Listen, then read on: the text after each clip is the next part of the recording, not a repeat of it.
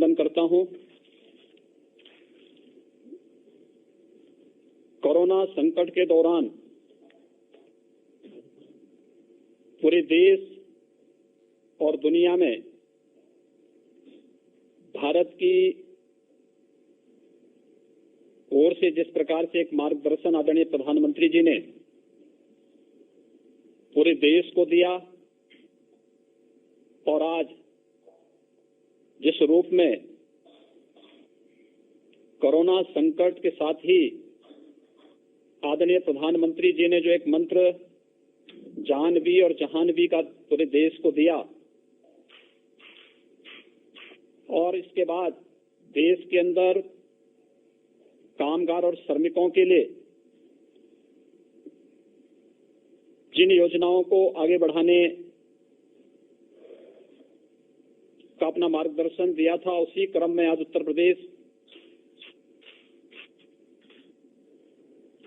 आत्मनिर्भर उत्तर प्रदेश के अंतर्गत प्रदेश के कामगार और श्रमिकों के लिए इस योजना का शुभारंभ के लिए आदरणीय प्रधानमंत्री जी के मार्गदर्शन में कार्य कर रहा है। इसके अंतर्गत 1,25,00,000 से अधिक कामगार और श्रमिकों को रोजगार, उद्योगों में समायोजन और स्वतः रोजगार के अंतर्गत कार्य दिया जा रहा है। इस अवसर पर आज आदरणीय प्रधानमंत्री जी के कर कमलों से 4,03,000 सूक्ष्म लघु मध्यम उद्यम से जुड़ी हुई यूनिटों को 10,600 करोड़ रुपए से अधिक का ऋण का वितरण भी ऑनलाइन यहां पर प्रारंभ हो रहा है। इस योजना में उत्तर प्रदेश में ग्राम्य विकास विभाग, पंचायती राज विभाग के माध्यम से सामुदायिक शौचालय के निर्माण और प्रधानमंत्री आवास योजना के अंतर्गत आवास निर्माण के लिए, मनरेगा योजना के अंतर्गत ग्रामीण सड़कों के साथ साथ तालाबों की खुदाई के और अन्य कार्यक्रमों को आगे बढ़ाने इस योजना में 60 लाख से अधिक रोजगार का सृजन आज के दिन पर उत्तर प्रदेश प्रारंभ कर रहा है। 50 लाख से अधिक कामगार और श्रमिकों को सूक्ष्म लघु मध्यम और प्रदेश में अनलॉक के बाद प्रारंभ हुए सभी बड़े उद्योगों में उन्हें व्यवस्थित रूप से समायोजित करने के साथ ही महिला आजीविका समूह के माध्यम से स्वयं सहायता समूहों को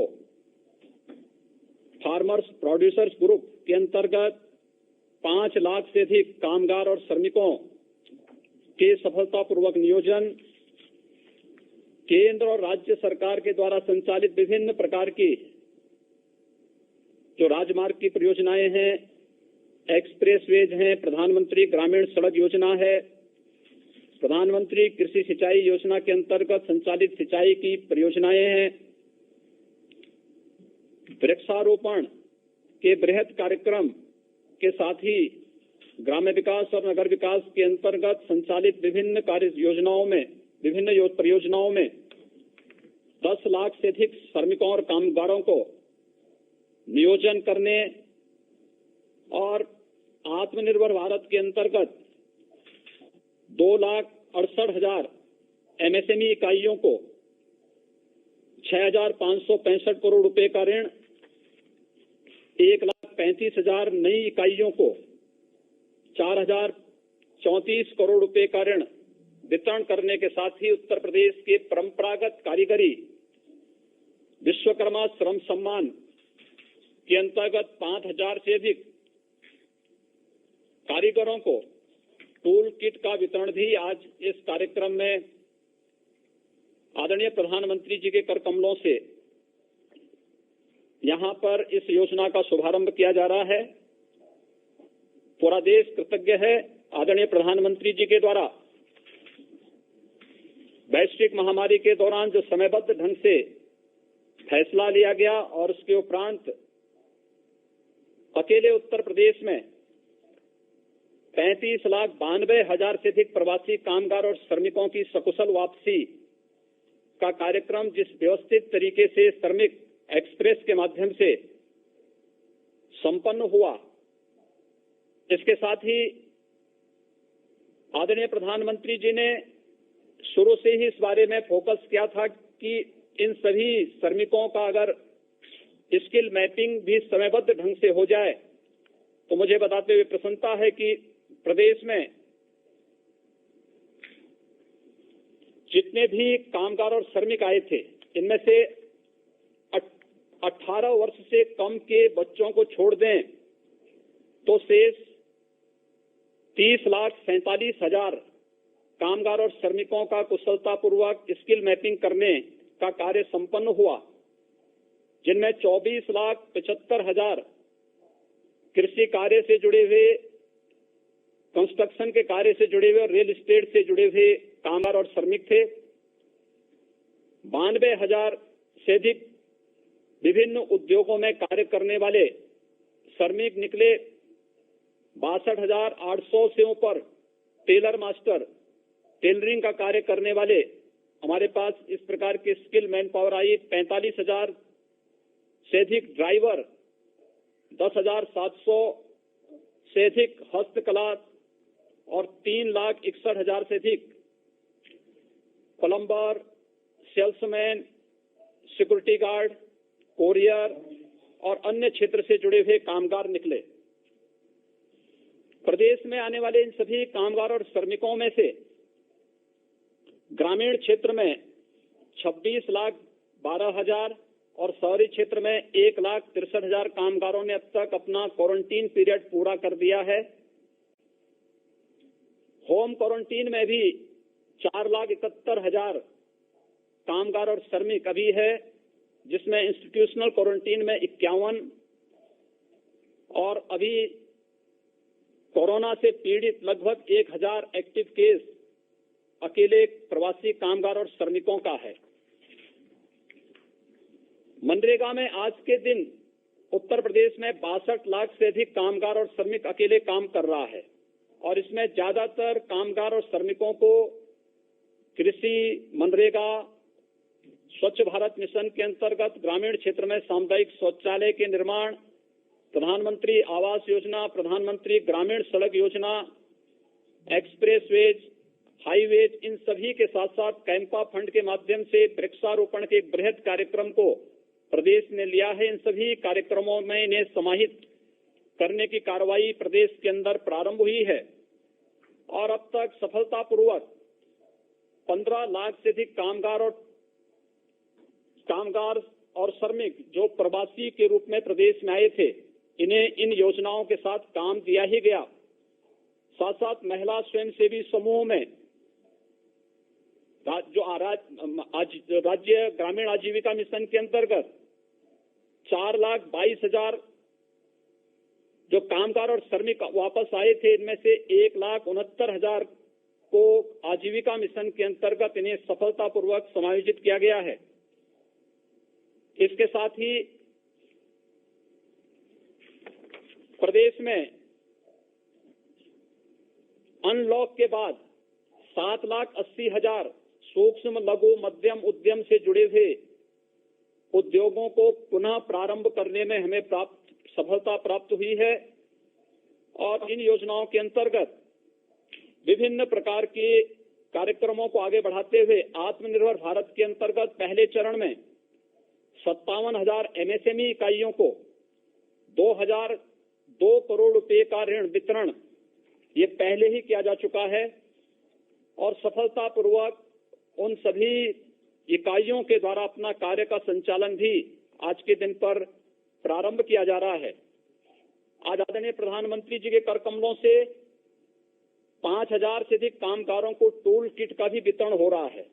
खासतौर पर इसमें वे जो टेलर मास्टर थे यहाँ प्रदेश में वापस आए, इसमें 1650 दर्जी या जरदोजी के कार्य से जुड़े हुए, जो टेलरिंग के कार्य से जुड़े हुए टेलर मास्टर हैं, 1088 धातु उद्योग, लोहार, सुनार आदि के कार्य से जुड़े हुए लोगों को 250, सीसा उद्योग से 120, दरी और कालीन उद्योग से जुड़े हुए 1082, बढ़ई और फर्नीचर के कार्य से जुड़े हुए 669, खाद्य प्रसंस्करण और हलवाई के कार्य से जुड़े हुए 212, नाई 137, टोकरी बुनकर 120, माटी कला बोर्ड से जुड़े हुए कुम्हार 95, राजमिस्त्री और 112 फुटवेयर की मरम्मत आदि के कार्य से जुड़े हुए कारीगरों को भी यहां पर टूल किट वितरण के एक बड़े कार्यक्रम को आज यहां पर प्रारंभ किया जा रहा है। आत्मनिर्भर भारत के अंतर्गत आदरणीय प्रधानमंत्री जी ने अनलॉक की कार्रवाई के बाद जो मार्गदर्शन पूरे देश को दिया, उसके अंतर्गत आज उत्तर प्रदेश में सफलतापूर्वक इतने बड़े पैमाने पर रोजगार, सेवायोजन और स्वतः रोजगार के कार्यक्रम को आगे बढ़ाया जा रहा है। होम क्वारंटीन का कार्यक्रम सफलतापूर्वक संपन्न होने के बाद बचे हुए जो कामगार और श्रमिक हैं, इनके लिए पर्याप्त मात्रा में रोजगार सृजन की आपके मार्गदर्शन में सभी संभावनाएं प्रदेश में मौजूद हैं और मैं इस बात के लिए आश्वस्त करता हूं कि उत्तर प्रदेश में इन सभी कामगार और श्रमिकों को सफलतापूर्वक कार्य उपलब्ध कराने और उनके नियोजन करने में हमें सफलता प्राप्त होगी। मैं एक बार फिर से उत्तर प्रदेश के लिए आज इस महत्वपूर्ण कार्यक्रम के लिए अपना मार्गदर्शन देने के लिए आपका हृदय से स्वागत और अभिनंदन करता हूं, आभार व्यक्त करता हूं। धन्यवाद मुख्यमंत्री महोदय। माननीय प्रधानमंत्री जी से मैं अनुरोध करूंगा कि कृपया रिमोट द्वारा अनावरण कर आत्मनिर्भर उत्तर प्रदेश रोजगार अभियान का शुभारंभ करें।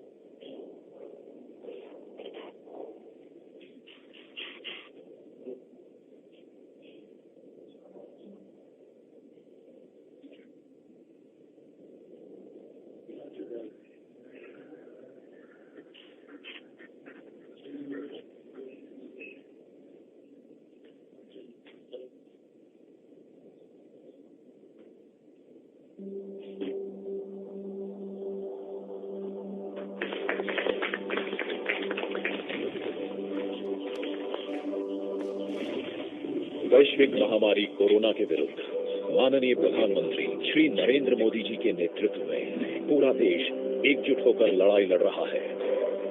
देश की जनता के उत्तम स्वास्थ्य और बेहतर भविष्य के लिए माननीय प्रधानमंत्री जी द्वारा समय से लिए गए निर्णयों के फलस्वरूप देश सुरक्षित स्थिति में है। माननीय मुख्यमंत्री योगी आदित्यनाथ जी ने श्रमिकों की सुरक्षित वापसी के लिए रेल मंत्रालय भारत सरकार से विशेष अनुरोध कर श्रमिक स्पेशल ट्रेनों का संचालन कराया और अन्य राज्यों से श्रमिकों की निःशुल्क घर तक सुरक्षित वापसी कराई। संक्रमित या लक्षण वाले श्रमिकों को कोविड अस्पताल में भर्ती कराया गया। शेष श्रमिकों को राशन किट के साथ परिवहन निगम एवं प्राइवेट बसों द्वारा उनके गृह जनपदों में निगरानी समितियों की देखरेख में भेजा गया, जहां उनका दोबारा मेडिकल परीक्षण कराया गया।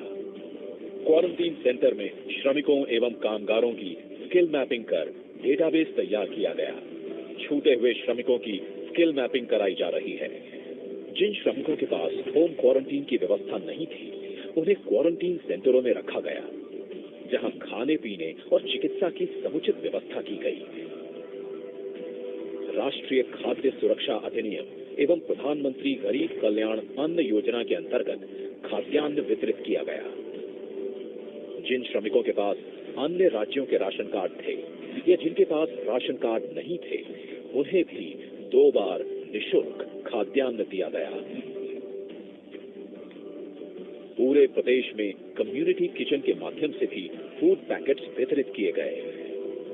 इतना ही नहीं, अन्य जरूरतमंदों को भी भरण पोषण भत्ता दिया गया। भारत की संकल्प शक्ति ऐसी है कि भारत आत्मनिर्भर बन सकता है। माननीय प्रधानमंत्री श्री नरेंद्र मोदी जी के आत्मनिर्भर भारत अभियान एवं चुनौतियों को अवसर में बदलने के उनके संदेश से प्रेरित होकर उत्तर प्रदेश सरकार श्रमिकों, कामगारों को उनके घर एवं आसपास ही रोजगार देने के लिए युद्ध स्तर पर काम कर रही है। मनरेगा में प्रतिदिन श्रमिकों को रोजगार मिल रहा है। मानव दिवस सृजन में प्रदेश का देश में प्रथम स्थान है। एमएसएमई सेक्टर में उत्तर प्रदेश प्रथम स्थान पर है। एमएसएमई सेक्टर में ग्रोथ और रोजगार की सबसे अधिक संभावनाएं हैं। बृहद एवं एमएसएमई क्षेत्र की इकाइयों में 7,80,000 से अधिक यूनिट क्रियाशील हो गई हैं। कोरोना महामारी के दौरान प्रदेश में नई उत्पादन इकाइयों की भी शुरुआत हुई, जिनके माध्यम से पीपीई किट, N95 मास्क और सैनिटाइजर का उत्पादन किया गया। इससे प्रदेश में उपलब्धता बढ़ी एवं अन्य प्रदेशों में भी आपूर्ति की जा रही है। लॉकडाउन के दौरान चीनी मिलों, ईंट भट्ठों और कोल्ड स्टोरेजों के माध्यम से श्रमिकों को रोजगार दिया गया। राज्य सरकार की अन्य योजनाओं में भी रोजगार के अवसर उपलब्ध कराए गए हैं। देश में पहली बार कामगारों एवं श्रमिकों के हितों की सुरक्षा के लिए आयोग का गठन किया गया। गरीब कल्याण रोजगार अभियान, आत्मनिर्भर भारत योजना और विश्वकर्मा श्रम सम्मान योजना से रोजगार की तुरंत आवश्यकता वाले कामगारों को विभिन्न कार्य क्षेत्रों में रोजगार के अवसर प्राप्त हो रहे हैं। गरीब कल्याण रोजगार अभियान के लिए उत्तर प्रदेश के 31 जनपदों के चयन हेतु यशस्वी प्रधानमंत्री माननीय श्री नरेंद्र मोदी जी का हृदय से आभार। भारत के सुदूर अंचलों से वापस लौटे श्रमिक तथा कुछ स्थानीय ग्रामीण माननीय प्रधानमंत्री जी से अब वार्तालाप करेंगे। सर्वप्रथम मैं माननीय प्रधानमंत्री जी के साथ संवाद के लिए हल्धर मऊ विकास खंड कमालपुर जनपद गोंडा की सुश्री विनीता पाल को आमंत्रित करता हूं।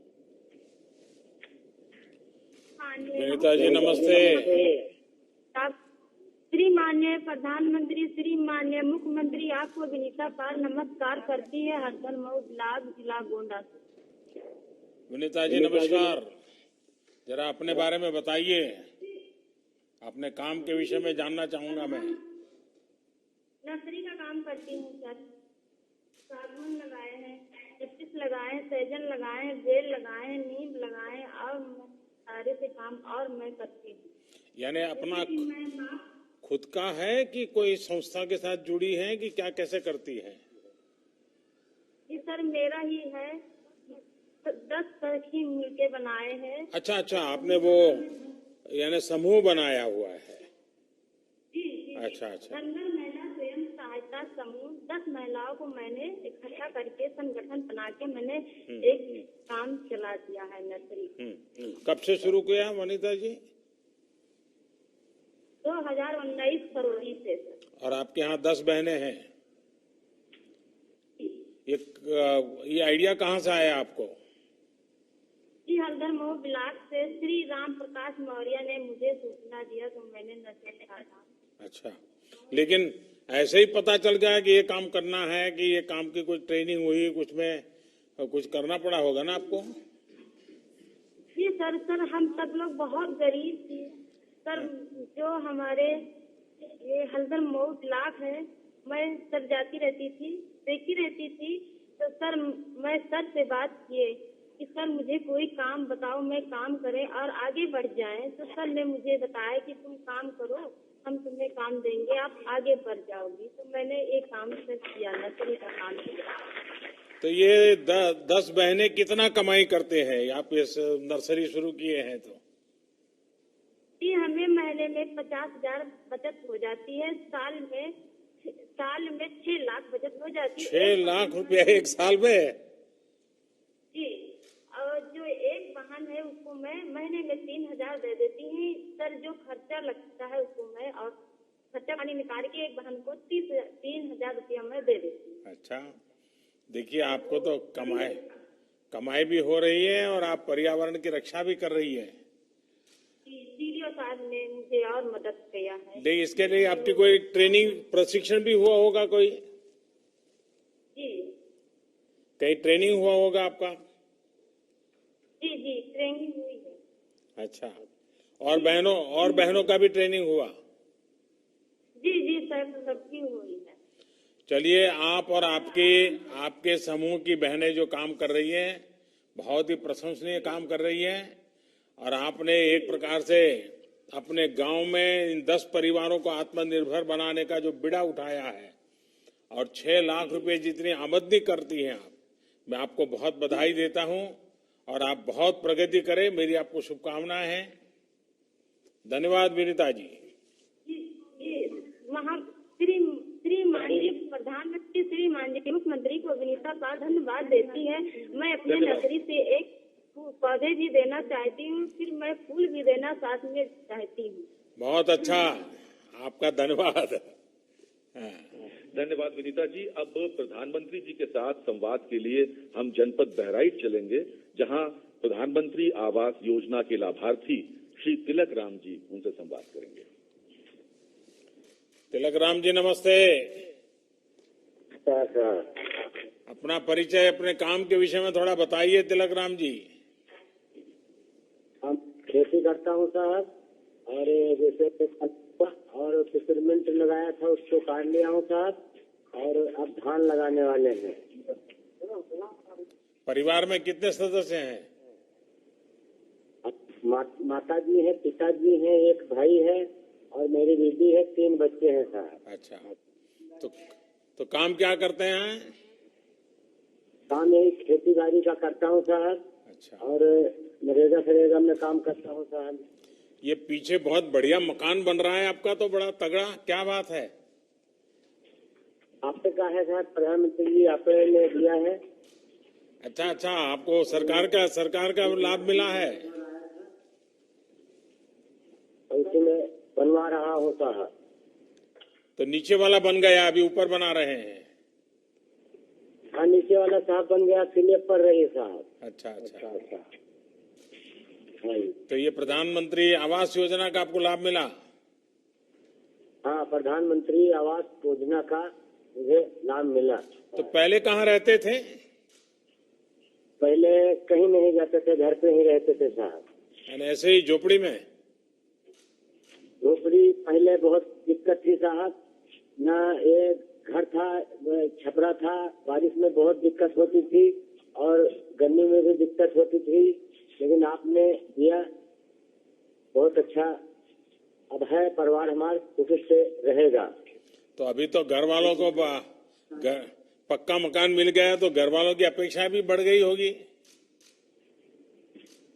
नहीं, बहुत अच्छा है, बहुत खुश है, पूरा परिवार बहुत खुश है। तभी मेहमान भी बहुत आते होंगे घर में? हाँ जी, अभी हाँ आते हैं साहब, पहले झोपड़ी में तो कोई मेहमान नहीं आता है, अभी तो मेहमान भी बहुत आते होंगे। हाँ साहब। अच्छा, बच्चों की पढ़ाई करवाते हो? हाँ साहब, बच्चों पर। आप मुझे बताइए, आपको प्रधानमंत्री आवास मिला, आप प्रधानमंत्री को क्या दोगे? प्रधानमंत्री को भगवान से कहता हूँ खूब सुखी से रहे, वो सारी जिंदगी प्रधानमंत्री ही रहे। बस ऐसे ही कह दोगे क्या? खुद देंगे नहीं आप? कुछ देने की बात बोलो ना।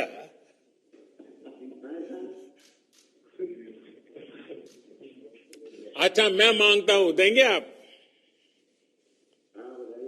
पक्का देंगे? अच्छा, देखिए, पहला तो आप मुझे प्रॉमिस कीजिए कि आप बच्चों को जितना पढ़ना है जरूर पढ़ाएंगे, कभी भी आपको थोड़ी तकलीफ पड़े तो भी बच्चों को पढ़ाएंगे, करेंगे? पढ़ाएंगे सर, पढ़ाते हैं। पक्का? पक्का सर। और हर साल मुझे चिट्ठी लिख के बताओगे कि भाई बच्चे अब यहाँ इस क्लास में आए, इतना मार्क लाए हैं, ऐसा बताओगे?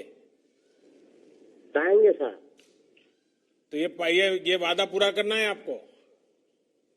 पूरा करेंगे सर। देखिए, हमने आपको ये आवास दिया, सरकार की योजना से आपको लाभ मिला, तो देश की भलाई के लिए आपको भी अपने बच्चों को पढ़ाना चाहिए।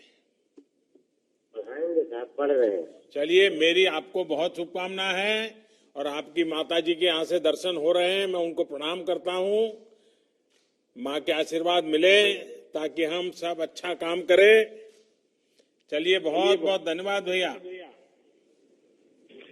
जिला सिद्धार्थनगर के कोडरा ग्राम पंचायत में लॉकडाउन के दौरान 693 श्रमिक वापस लौटे हैं। इन्हीं में से एक श्री कुर्बान अली जी अब प्रधानमंत्री जी के साथ वार्तालाप करेंगे। कुर्बान अली जी, नमस्ते। सर, प्रधानमंत्री जी और मुख्यमंत्री जी को मेरा नमस्कार। नमस्कार। ये पीछे जगदम्बी प्रसाद बड़ा गुस्सा करते होंगे, उनको नाराजगी होती है कि देखो ये हमारे यहाँ का कुर्बान अली तो बात कर रहा है, लेकिन मुझे बात करने का मौका नहीं मिल रहा है। कहिए कुर्बान अली, क्या करते हैं आप कल? सर, मेरा नाम कुर्बान अली है, मैं कोडरा ग्राम जिला सिद्धार्थनगर से बोल रहा हूँ। मैं मुंबई में राजमिस्त्री का काम करता था। लॉकडाउन के दौरान मैं और मेरा छोटा भाई गांव वापस लौट कर आए। प्रधानमंत्री जी को मैं आभार व्यक्त करना चाहता हूँ कि गांव वापस आने के बाद मुझे और मेरे भाई को और मेरे गांव में जितने लोग आए हैं सबको राशन किट भी दिया गया और 1000 रुपया भी दिलाया गया, जिससे हमें बहुत खुशी हुई। और राज्य सरकार को हमारे हुनर के मुताबिक हमारे ही गांव में हमें काम भी दिलाया गया, जिससे मैं राज्य सरकार और प्रधानमंत्री जी को आभार व्यक्त करना चाहता हूँ।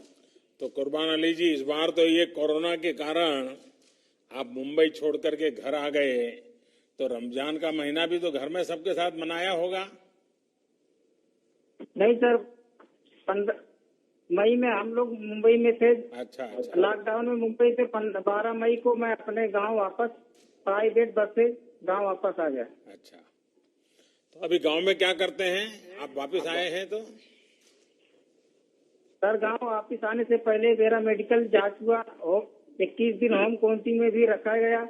मैं और मेरा छोटा भाई गांव पे प्राइवेट में काम करते थे और यहाँ पे प्रधान जी हमारे सामुदायिक शौचालय बनवा रहे हैं, जिसमें हमें हमारे भाई को राजमिस्त्री का काम भी दिलाया गया।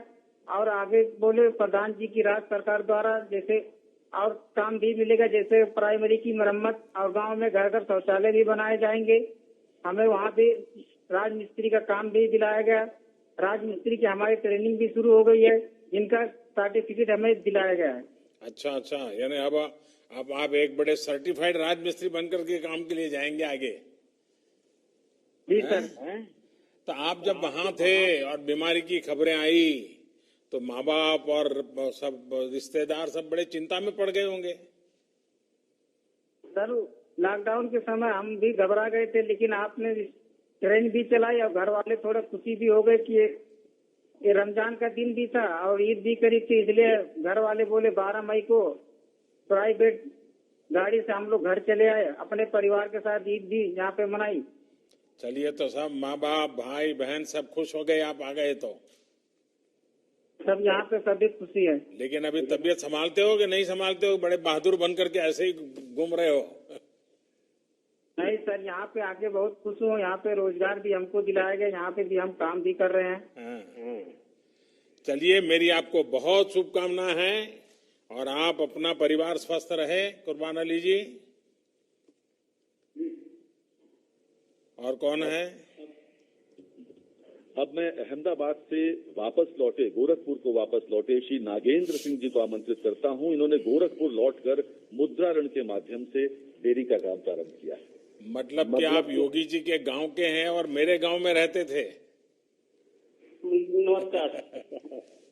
नागेंद्र जी कहाँ रहते थे अहमदाबाद में? राजू नगर सर। हैं? राजू नगर। राजू नगर। अच्छा, कितने साल रहे वहाँ? मेरे चाचा जी रहते हैं वहीं पर। अच्छा अच्छा, चाचा जी के पास रहते थे? जी सर। क्या काम करते थे वहाँ? स्टील बर्तन का काम सर। अच्छा, तो ये सीखा कहाँ आपने? स्टील बर्तन का इतना बड़ा वो तो काम बड़ा महत्वपूर्ण होता है। सर वहीं चाचा के लड़के कराते थे, वहीं सिखाते थे। अच्छा अच्छा अच्छा। तो आप वापस कैसे आ गए? सर लॉकडाउन चल गया तो क्या करें वहाँ पर, अरे अहमदाबाद तो बहुत बढ़िया है। कंपनी बंद हो गई थी सर। अच्छा, यहाँ माँ भी चिंता करती होंगी, रिश्तेदार चिंता करते होंगे कि भाई बीमारी में तुम कहीं मत रहो, घर चले आओ, ऐसा हुआ होगा। इसलिए चले आए सर। हाँ। तो बीमारी का इतना डर कैसे लग गया? वैसे ही बीमारी है सर ये। तो अभी डर है कि अभी डर निकल गया? अभी पूरा डर है। अच्छा, तो अहमदाबाद से निकले कैसे आप? ट्रेन से सर। अच्छा, ये जो श्रमिक ट्रेन था उससे आ गए? जी सर। अच्छा, तो अब क्या मन करता है यहाँ? यहाँ सर हम यूपी बड़ौदा यूपी बैंक से हमने लोन लिया था। लोन लिया है आकर के? जी सर। किस रोजगार के लिए। किस चीज के लिए लोन लिया? डेयरी खोलने के लिए। अच्छा, कितना लोन लिया है? 1 लाख सर। 1 लाख रुपया? जी सर। तो आपको दे दिया बैंक वालों ने? हाँ सर। आपने डरा दिया होगा उनको कि मैं अहमदाबाद से आता हूँ, मोदी जी के गांव से आता हूँ, 1 लाख रुपया देना पड़ेगा, ऐसा किया था क्या? नहीं सर, पहले तो मैं लॉकडाउन में यहाँ तो प्राइमरी स्कूल में भी रहता था। हाँ, लॉकडाउन का पालन करके ही गया था। तो क्या किया 1 लाख रुपए का? मैंने भैंस खरीदा। भैंस खरीदा? तो जी क्या सर। क्या योजना क्या है आपकी? डेयरी का सर। डेयरी का? तो अभी भैंस दूध देती है? हाँ सर, देती है 10 किलो। कितना दूध बेचते हैं आप? 7 किलो दूध हम बेचते हैं सर। कितनी कमाई होती है? 365 रुपया। अच्छा, यानी हर दिन का 365 रुपया? जी सर। अच्छा, और वहाँ अहमदाबाद में कितना कमाते थे? वहाँ तो सर वही पड़ जाता था 8,000 7,000। तो आप गांव में आए, भैंस लाए और ज्यादा कमाने लग गए, तो आपको तो कोरोना फायदे में गया। जी सर। है, आपने आपत्ति को अवसर में पलट दिया। बस हमें आपसे ही सीखना है, सब सरकारों को यही सीखना है कि देखिए हमारे नगेंद्र जी ने आपत्ति को कैसे अवसर में पलटा, हम भी आपत्ति में से अवसर कैसे ढूंढे। तो अभी क्या करोगे? एक ही भैंस से चलाओगे? डेयरी करना है तो भैंस तो ज्यादा चाहिए। हमको सर इससे मिलेगा तो और उन्नति, हम और 3 से 4 बढ़ा सकते हैं डेयरी। अच्छा, तो अभी बैंक को पैसा वापस देने होता है, वो रेगुलर देते हो? देते हैं। तो बैंक दूसरे पैसे देने के लिए तैयार है? हाँ सर। अच्छा, चलिए, मेरी आपको बहुत शुभकामनाएं, लेकिन मैं 1-2 बात बताना चाहूंगा। आपने भैंस रखी है, कभी कभी क्या होता है हमारे यहाँ क्या खिलाना उसका ज्ञान नहीं होता है, और ज्यादातर घर की महिलाएं ही ये पशुपालन करती हैं। अब जैसे भारत सरकार ने 13,000 करोड़ रुपया खर्च करके पशुओं के फुट टू माउथ डिसीज का टीकाकरण का काम शुरू किया है। आप सबसे पहले ये टीकाकरण करवा दीजिए। उसी प्रकार से भारत सरकार ने पशुपालकों के लिए भी, जैसे किसान क्रेडिट कार्ड होता है, पशुपालकों के लिए भी किसान क्रेडिट कार्ड निकाला है। आप वैसा किसान क्रेडिट कार्ड ले लीजिए और उससे आप आगे का कर्ज लीजिए, तो उसमें थोड़ा आपको मदद ज्यादा मिल जाता है। तो ये भी आप जरूर कीजिए। तो पशु का आहार की चिंता करनी चाहिए, पशु को बीमार नहीं होने देना चाहिए। ज्यादातर क्या होता है कि हम लोग दूध देता रहता है, हमें पता ही नहीं होता है कि पशुधन का जितना महात्म्य बढ़ाओगे ना, आपको अच्छा होगा। और उसका जो मलमूत्र है उससे भी अच्छा फर्टिलाइजर बना करके बेच सकते हैं आप, उससे भी कमाई कर सकते हैं। तो करेंगे?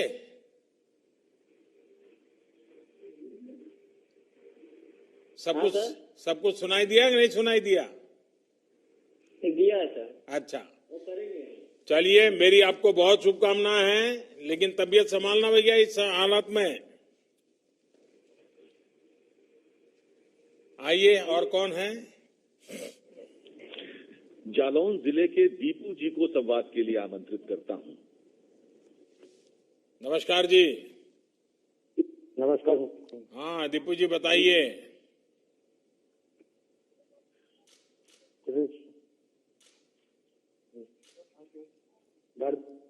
डकोर जालौन से। आपके यहाँ से आवाज कम आ रही है दीपू जी। डकोर जालौन से बोल रहा हूँ दीपू। हाँ, जालौन से बोल रहे हैं। क्या कर रहे हैं दीपू जी? कोई हैदराबाद में काम करते थे। हैदराबाद में? तो आपको तो दीपू गारू बोलना पड़ेगा।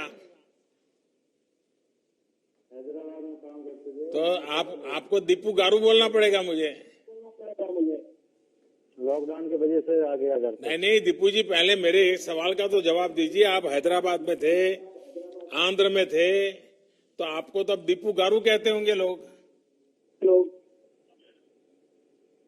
सुनाई देता है आपको? हाँ सर। हाँ, अच्छा बताइए, क्या करते थे वहाँ? क्या करते थे? इंसुलेशन का काम करते थे सर। तो आगे कैसे, फिर आगे का क्या किया? और लॉकडाउन लग गया, इसलिए सर गांव घर पर आ गया। और अभी यहाँ क्या कर रहे हैं? बुंदेलखंड एक्सप्रेस में काम कर रहा हूँ सर। अच्छा, तुरंत काम मिल गया आकर के? 1 महीने बाद मिला था सर। अच्छा, तो हैदराबाद में जितना कमाते थे उतना कमाते हैं कि कम कमाते हैं? नहीं, बराबर कमाते सर। उधर बराबर कमाते हैं। हाँ सर।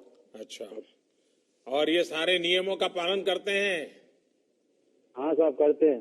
हाँ, देखिए, ये जो बुंदेलखंड एक्सप्रेस वे जो है ना, ये एक प्रकार से इस पूरे इलाके का भाग्य बदलने वाला है। क्योंकि इतना बड़ा एक्सप्रेस वे बनने के बाद वहां डिफेंस कॉरिडोर आने वाला है और नए नए उद्योग आने वाले हैं, और हमारा इलाका जो पानी के बिना तरस रहा था, वहां अब उद्योगों की शुरुआत हो जाएगी। तो अब आपको रोजी रोटी के लिए कहीं जाना पड़े ऐसी स्थिति नहीं बनेगी। और ये विश्व स्तरीय सड़क बन रही है। वहां के लोग पहले मिट्टी की सड़क के लिए कागज देते थे गांव के लोग। आज इतनी बढ़िया सड़क आपके यहाँ बन रही है, और मैं मानता हूं कि बुंदेलखंड का भाग्य बदल रहा है। चलिए दीपू गारू, आपको बहुत शुभकामनाएं भैया। जी सर, धन्यवाद। प्रधानमंत्री जी से वार्तालाप के क्रम के अंत में कबीरदास जी की नगरी संत कबीर नगर से 2 लाभार्थी माननीय प्रधानमंत्री जी से संवाद हेतु जुड़ रहे हैं। पहले श्री रामचंद्र जी को आमंत्रित करता हूं। रामचंद्र जी नमस्ते। प्रणाम। नमस्कार भैया, बताइए। मैं ओडीओपी के तहत जिला संत कबीर नगर का मैं एक अस्थायी निवासी हूं सर, और मुझे ओडीओपी के योजना के अंतर्गत मुझे 11 लाख रुपए का लोन स्वीकृत हुआ है। अच्छा, होजरी उद्योग के लिए सर। तो पहले से आप करते थे होजरी उद्योग? जी सर, छोटे रूप में करते थे। और उसमें अभी आपको 11 लाख रुपए मिल गया? जी। अच्छा, तो फिर आपको आश्चर्य हुआ होगा, 11 लाख इतना बड़ा पैसा कैसे आ गया, और क्या करेंगे, कैसा होगा? आश्चर्य हुआ, कब ऑनलाइन हुआ, कब मेरे खाते में आ गया, और इतना बड़ा मतलब मैं उद्योग को विस्तार कर दिया, बड़ा कर लिया। अभी क्या कर लिया आपने? 4 बाहर से आए थे कामगार लोग, उनको मैं अपने किए रख लिया हूँ। काम कराते 3 पहले के थे, 1 हमारे घर के हैं। तो 8 लोग काम करते हैं? 8 लोग। तो आप 8 लोगों का पेट भरते हैं? जी। वाह। चलिए, आपका ये जो स्वरोजगार और उद्यमशीलता को मैं बहुत बधाई देता हूं। और बैंक में से रेगुलर अच्छा पैसा जमा करना, लेना, कारोबार करोगे तो बहुत बड़े बन सकते हो। और दुनिया में जितने बड़े लोग बने हैं ना, सब छोटे से ही शुरू किया है जी। और जिन्होंने छोटे से शुरू किया वो सचमुच में बड़े बने हैं। जिनको विरासत में मिल जाता है वो तो लुढ़क जाते हैं कभी कभी। तो मैं आपको बहुत शुभकामनाएं देता हूं। और कौन है आपके साथ बात करने वाले? जी सर प्रणाम। नमस्ते। नरेंद्र कुमार राय, ग्राम दुघरा, पोस्ट बनियाबाड़ी, जनपद संत कबीर नगर का निवासी जी। मेरा व्यापार सर बेकरी का है। बेकरी का काम है? कितने सालों से है? ये सर 6-7 साल से। तो पहले क्या करते थे बेकरी में? आप क्या क्या बनाते हैं? जी सर मैं रस बनाता हूँ। अच्छा। हाँ हो, चाय के साथ लेते हैं। जी जी जी। हाँ। तो हम चाय वालों को तो मालूम है ना कि रस। तो फिर क्या कर रहे हैं अभी? जी सर वही बेकरी का विस्तार कर रहे हैं। प्रधानमंत्री रोजगार योजना के अंतर्गत जो लाभ मिला मुझको, उससे बेकरी विस्तार कर रहे हैं। और उसके बाद जो उनमें लेबरों कामगारों की आवश्यकता है वो साफ भर रहे हैं। मेरे यहाँ बिहार के और बलरामपुर डिस्ट्रिक्ट के लेबर। कितने लोग हैं आपके यहाँ? मेरे यहाँ सर पहले 10-12 थे, अब 12 और बढ़ रहे हैं। 24 लोगों को काम दे दिया आपने? जी जी सर। और ये जो श्रमिक वापिस आए उनमें से 12 को दिया? जी जी। तो आपका कारोबार बढ़ रहा है कि बस सेवा भाव से ही सबको काम दे रहे हो? सर कारोबार भी बढ़ रहा है, सेवा भाव भी हो रहा है। हाँ, कहीं ऐसा ना हो कि घर का कारोबार रह जाए और आप सबको काम दे दो और फिर घर में कोई खाना ही न दे आपको। तो अच्छे से काम हो रहा है बाजार में, सब चीजें डेली रोज ताजा बिकता है माल आपका डेली की पैकेजिंग करके बाहर बेचते हैं? मैं पैकिंग करके जिले में और पड़ोसी जिले में, पड़ोसी जिले में इतने तक नहीं बिक जाता है मेरा। चलिए, मेरी आप सबको बहुत शुभकामना है भैया। आपका स्वास्थ्य जरूर संभालिए और मेहनत से जिंदगी बहुत कुछ आगे बढ़ सकती है। ये आप सबने करके दिखाया। धन्यवाद आप सबका। अब वो माननीय प्रधानमंत्री जी से जरूर कि वे अपने उद्बोधन से हम सबका मार्गदर्शन करें। माननीय प्रधानमंत्री महोदय। साथियों नमस्कार। मुझे आप सबसे बात करने का मौका मिला और जितना लोगों से बात करते हैं हर बार नई नई चीजें जानने को मिलती है। और हम सभी ने, अगर हम सोचेंगे अपने अपने जीवन के विषय में, अपने व्यक्तिगत जीवन में अनेक उतार चढ़ाव हम सब ने देखे हैं। हमारे सामाजिक जीवन में भी गांव में, शहर में अलग अलग तरह की कठिनाइयां आती ही रहती है। अब देखिए, कल बिजली गिर गई बिहार में, उत्तर प्रदेश में कितने लोगों को जान चली गई। लेकिन ये किसी ने नहीं सोचा था कि पूरी दुनिया पर, पूरी मानव जाति पर एक साथ एक ही तरह का इतना बड़ा संकट आ जाएगा। एक ऐसा संकट जिसमें चाहकर भी लोग दूसरों की पूरी तरह मदद नहीं कर पा रहे हैं। इस दौरान शायद ही कोई ऐसा होगा जिसको कोई परेशानी न हुई हो। बच्चे हो, बुजुर्ग हो, महिलाएं हो, पुरुष हो, देश हो, दुनिया हो, गांव हो, शहर हो, पढ़ा लिखा हो, अनपढ़ हो, अमीर हो, गरीब हो, हर किसी को दिक्कतों का सामना करना पड़ा है। आगे भी हमें नहीं पता कि इस बीमारी से कब मुक्ति मिलेगी, लेकिन हां, इसकी एक दवाई है जिसका हम सबको पता है, और ये दवाई है 2 गज की दूरी। ये दवाई है मुंह ढकना, फेस कवर या गमछे का इस्तेमाल करना। जब तक कोरोना की वैक्सीन नहीं बनती है, टीका नहीं बनता है, हम इसी दवाई से इस कोरोना से रोक पाएंगे। साथियों, आज जब आप सभी मुझसे बात कर रहे हैं और मैं देख रहा था कि आपके चेहरे पर खुशी है, आपके आंखों के भाव, आपका अपनापन मैं अनुभव कर रहा था और सारा देश देखता है। और यहां इस कार्यक्रम में उत्तर प्रदेश के यशस्वी ऊर्जावान मुख्यमंत्री श्रीमान योगी आदित्यनाथ जी मौजूद हैं, मंत्रिपरिषद के उनके साथी मौजूद हैं, प्रशासन के सारे वरिष्ठ अधिकारी मौजूद हैं, अलग अलग जिलों में हजारों की तादाद में लोग भी जुड़े हुए हैं। देखिए भाइयों बहनों, श्रम की जो ताकत होती है वो हम सभी ने महसूस की है। श्रम की इसी शक्ति का आधार बना भारत सरकार द्वारा शुरू किया गया गरीब कल्याण रोजगार अभियान, प्रधानमंत्री गरीब कल्याण रोजगार अभियान। आज इसी शक्ति ने आत्मनिर्भर उत्तर प्रदेश रोजगार अभियान को प्रेरणा दी है।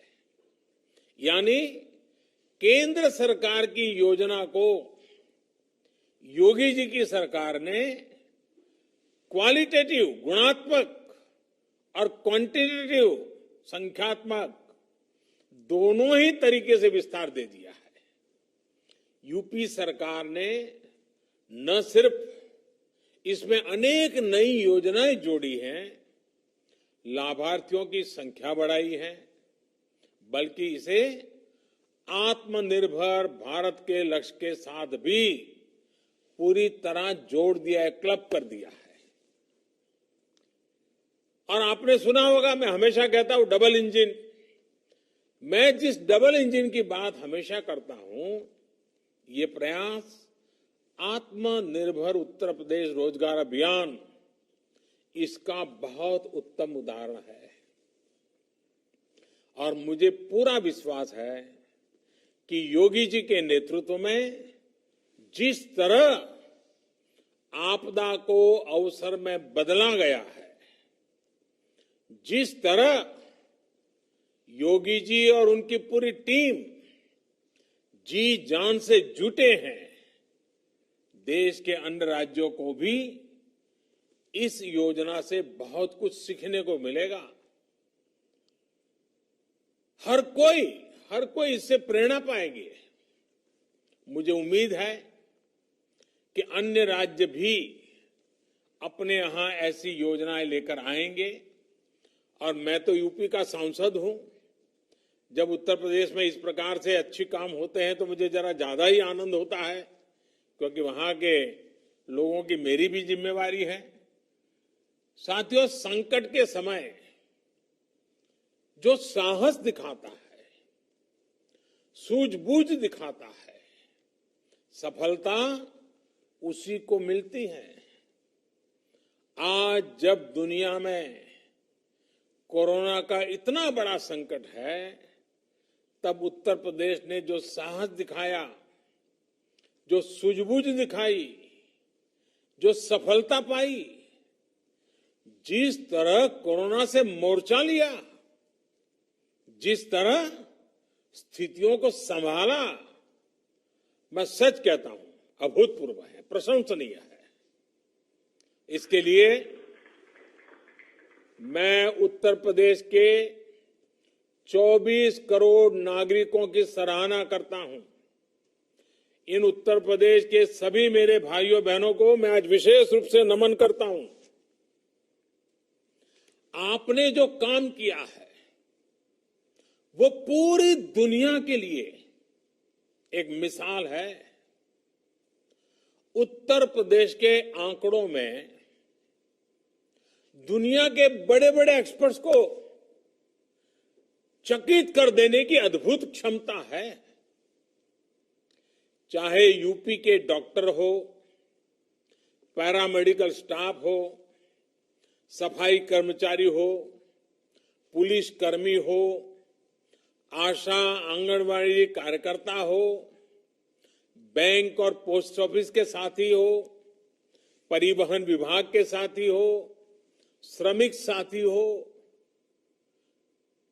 ये लिस्ट इतनी लंबी है, शायद मैं सबके नाम बोल नहीं पाऊंगा, लेकिन हर किसी ने पूरी निष्ठा से साथ अपना योगदान दिया है। योगी जी और उनकी पूरी टीम, चाहे जनप्रतिनिधि हो या फिर कर्मचारी हो, आप सभी ने बहुत उत्तम काम किया है, सराहनीय काम किया है। आप सभी ने मिलकर यूपी को जिस मुश्किल स्थिति में संभाला है, आने वाले अनेक वर्षों तक उत्तर प्रदेश के हर बच्चा, हर परिवार इसको बड़े गर्वपूर्वक याद करेगा, आने वाली पीढ़ियां याद करेगी। साथियों, उत्तर प्रदेश के प्रयास और उपलब्धियां इसलिए विराट हैं क्योंकि ये सिर्फ एक राज्य भर नहीं है।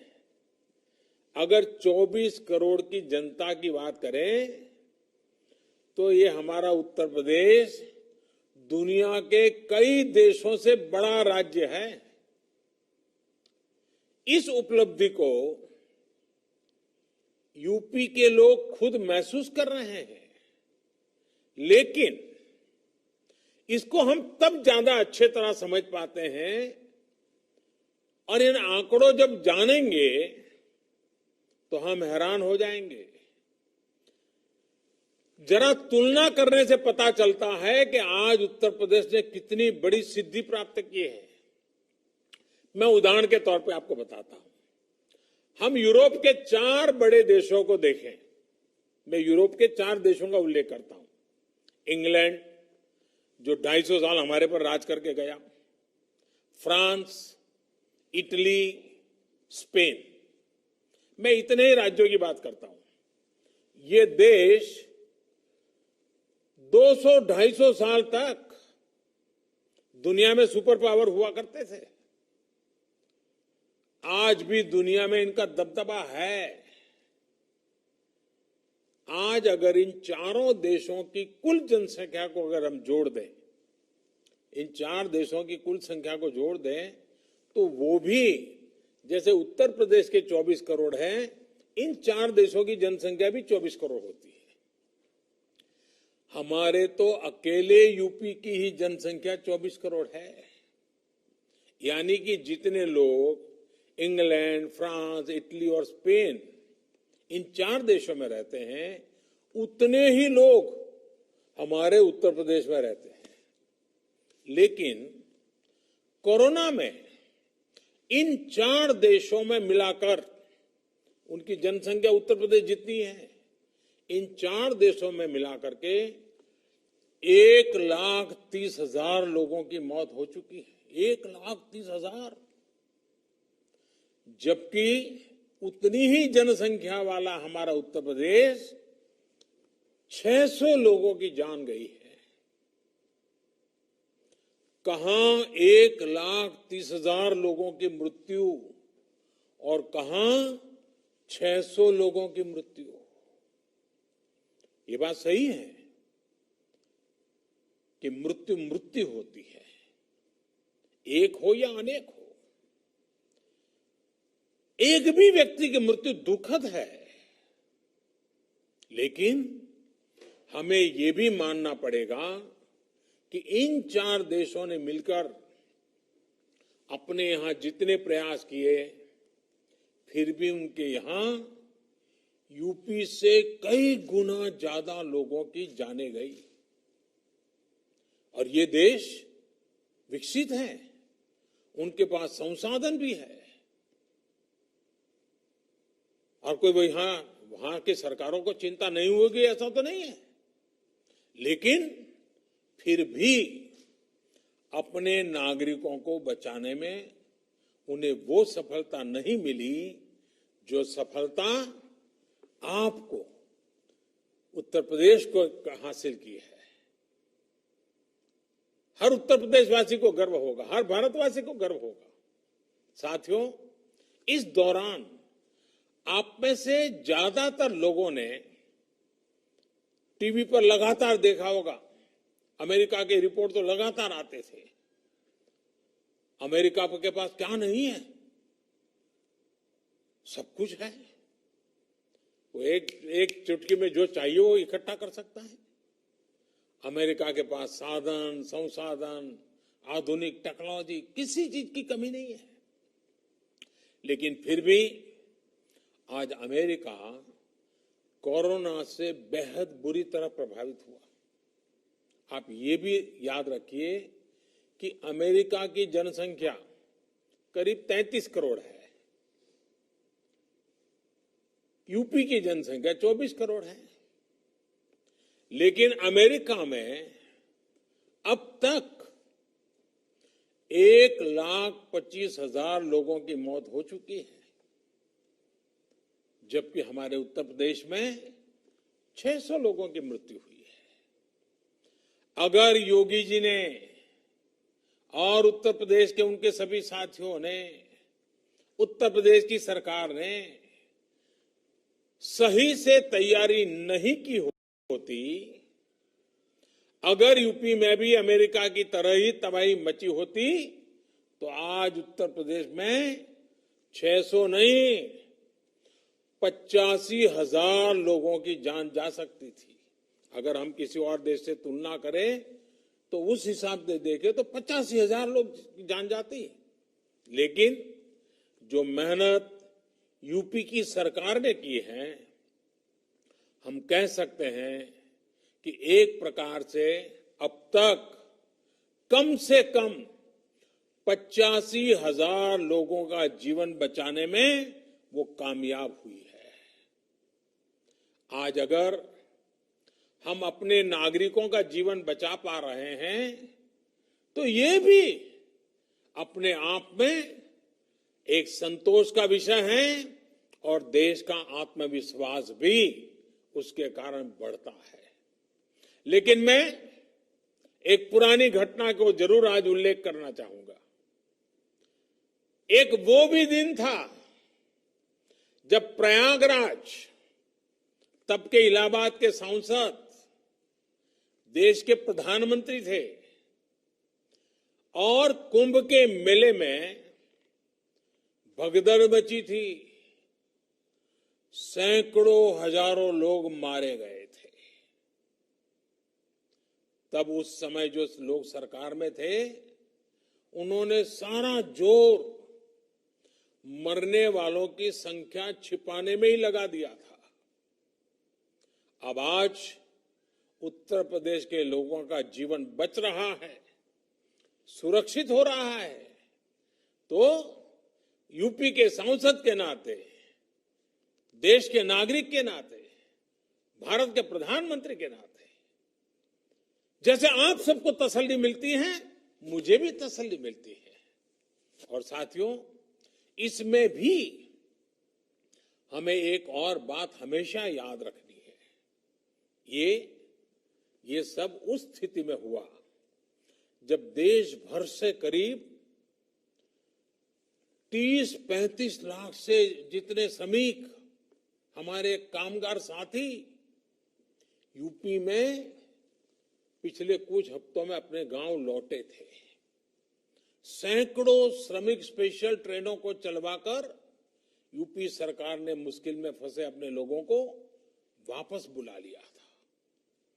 दूसरे राज्यों से आए इन साथियों से संक्रमण के फैलाव का रिस्क और भी अधिक था, लेकिन उत्तर प्रदेश ने जिस तरह स्थिति को संवेदनशीलता के साथ संभाला, उसने राज्य को एक बड़े संकट से बाहर निकाल लिया। देश की भी बहुत बड़ी सेवा की है उत्तर प्रदेश ने।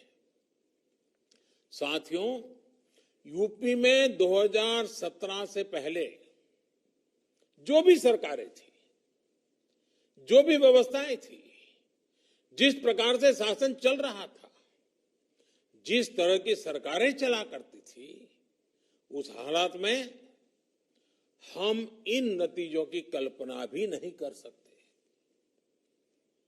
पहले वाली सरकारें होती तो अस्पतालों की संख्या का बहाना बनाकर, अस्पताल में बिस्तरों की संख्या का बहाना बनाकर हम चुनौती को टाल देते, लेकिन योगी जी ने ऐसा नहीं किया।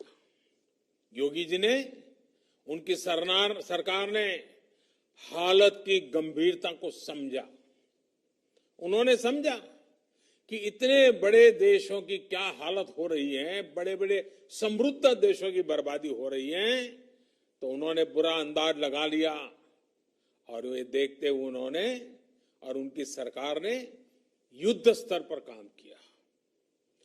क्वारंटीन सेंटर हो, आइसोलेशन की सुविधा हो, इसके निर्माण के लिए पूरी ताकत झोंक दी गई। आप कल्पना से कर सकते हैं,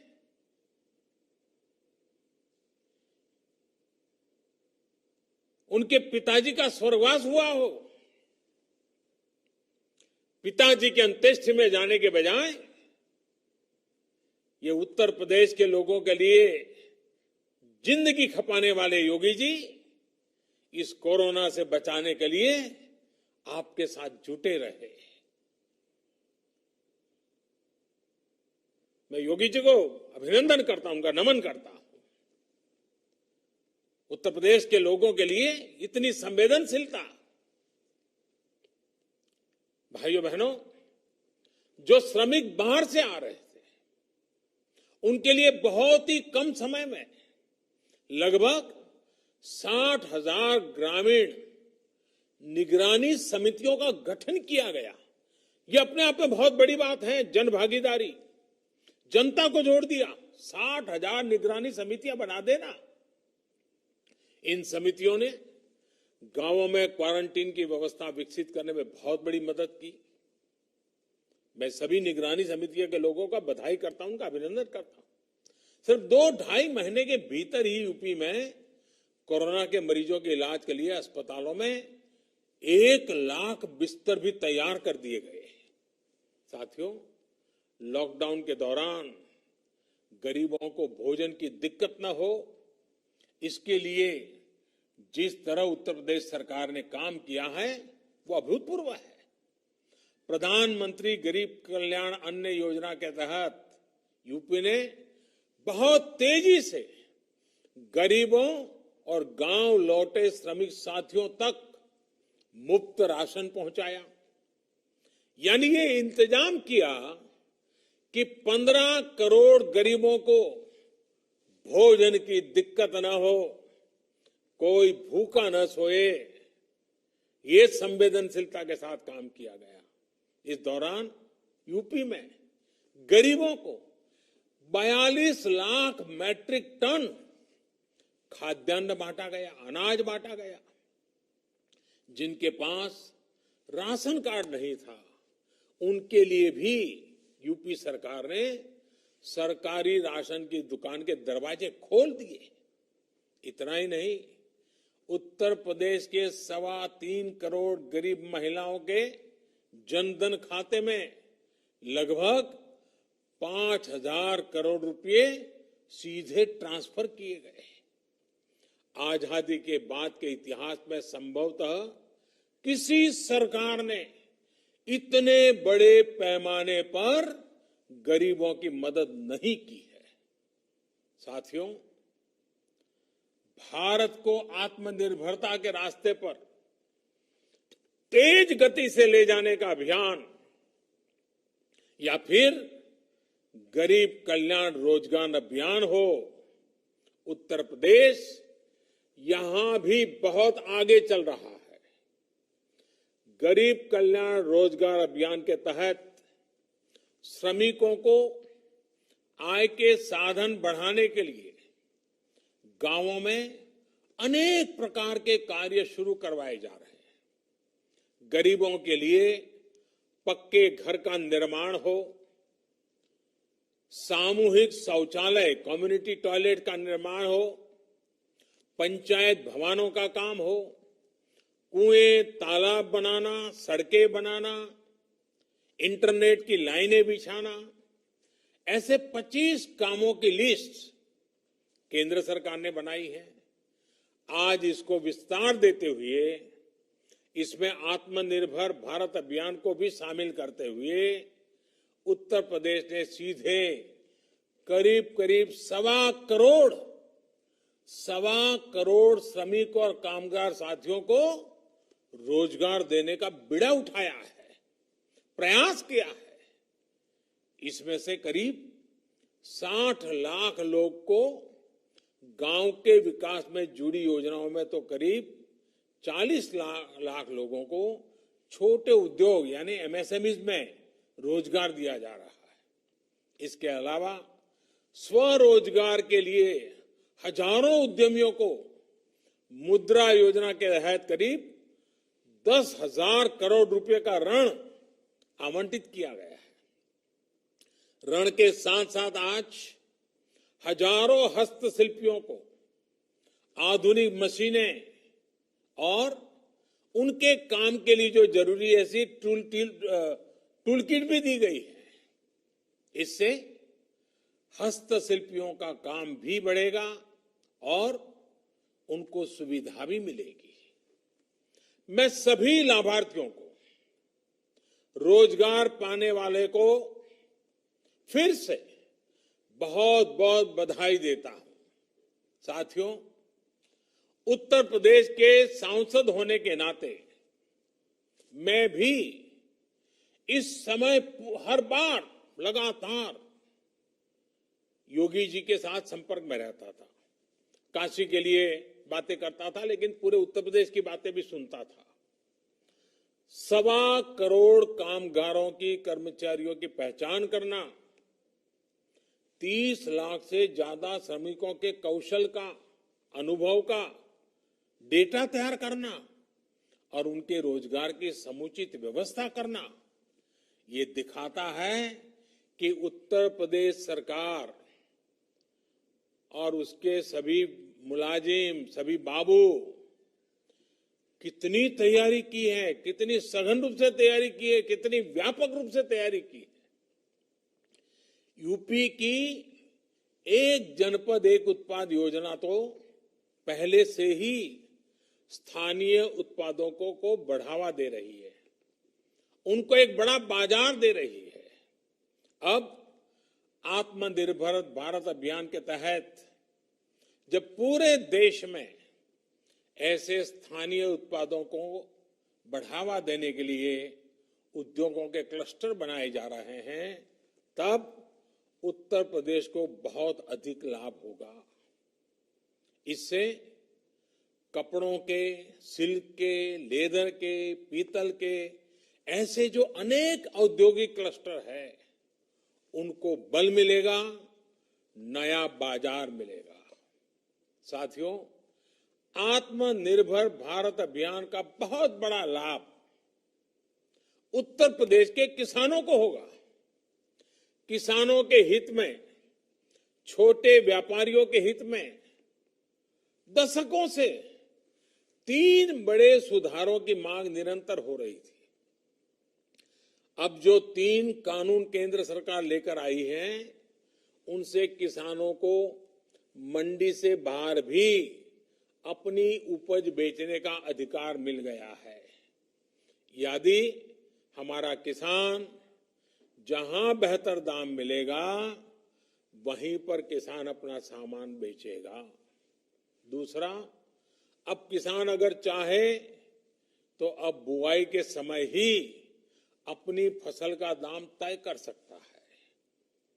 अब आलू की फसल पैदा करने वाला किसान चिप्स बनाने वाले उद्योग के साथ, आम लगाने वाला किसान मैंगो जूस बनाने वाले के साथ, टमाटर की खेती वाला किसान टमाटर का सॉस बनाने वाले के साथ बुआई के समय ही समझौता कर सकता है, जिससे उसको दाम घटने की चिंता से मुक्ति मिल जाएगी।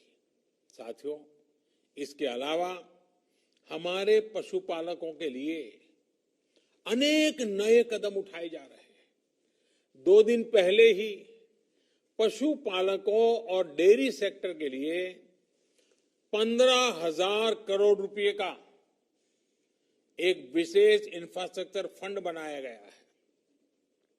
इससे करीब 1 करोड़ और नए किसानों, पशुपालकों को डेयरी सेक्टर से जोड़ा जाएगा। डेयरी से जुड़ी नई सुविधाएं तैयार की जाएगी। अनुमान है कि आने वाले समय में इससे गांवों में लगभग 35 लाख नए रोजगार तैयार होंगे। परसों ही केंद्र सरकार ने यूपी में टूरिज्म को बढ़ावा देने के लिए एक और अहम फैसला लिया है।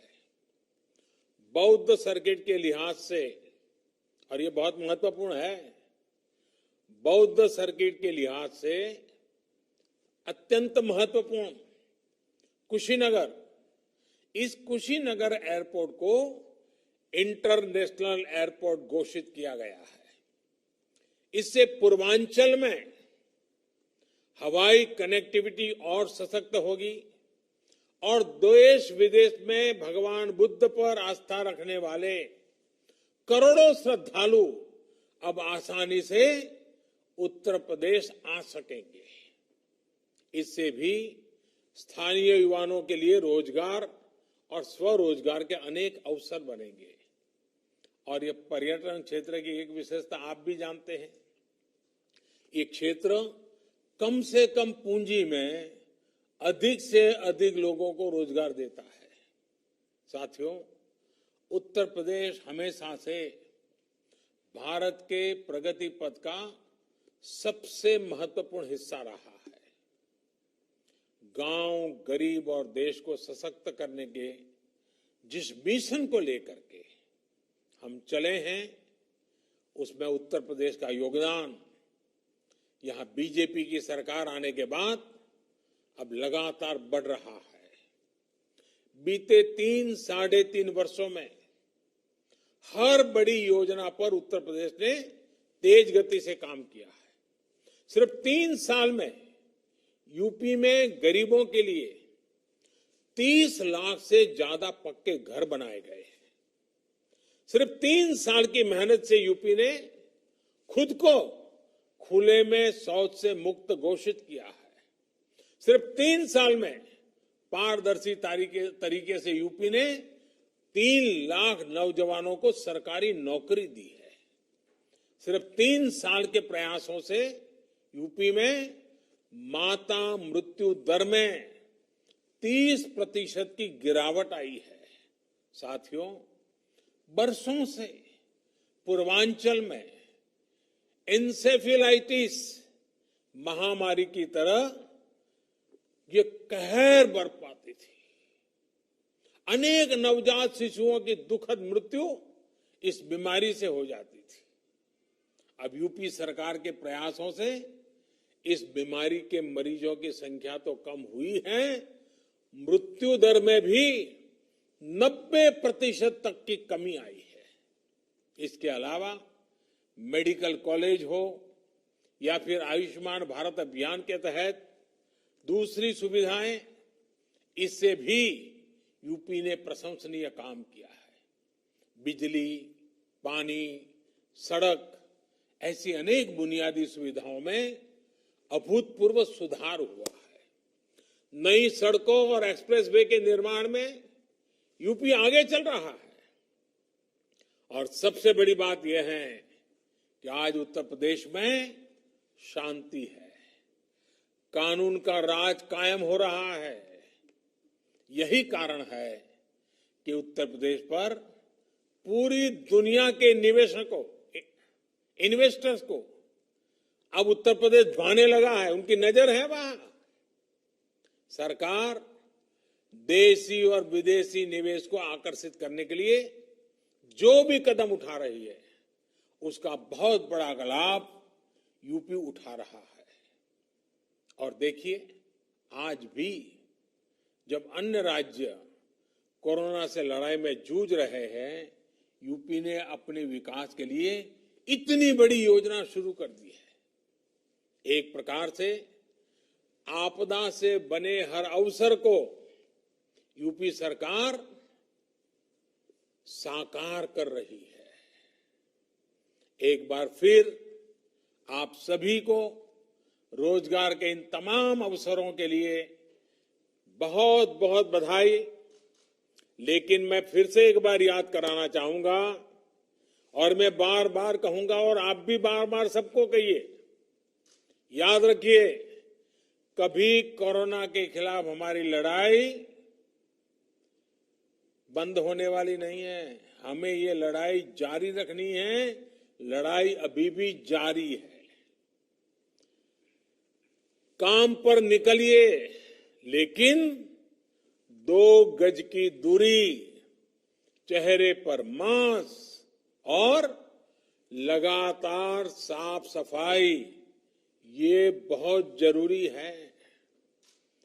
जीवन और आजीविका दोनों की सुरक्षा की ये लड़ाई उत्तर प्रदेश जीतेगा और भारत भी जीतेगा। बहुत बहुत धन्यवाद। माननीय प्रधानमंत्री जी एवं उत्तर प्रदेश के माननीय मुख्यमंत्री जी तथा कार्यक्रम से जुड़े अन्य सभी महानुभावों का इस कार्यक्रम में उपस्थिति पर बहुत बहुत धन्यवाद। नमस्कार।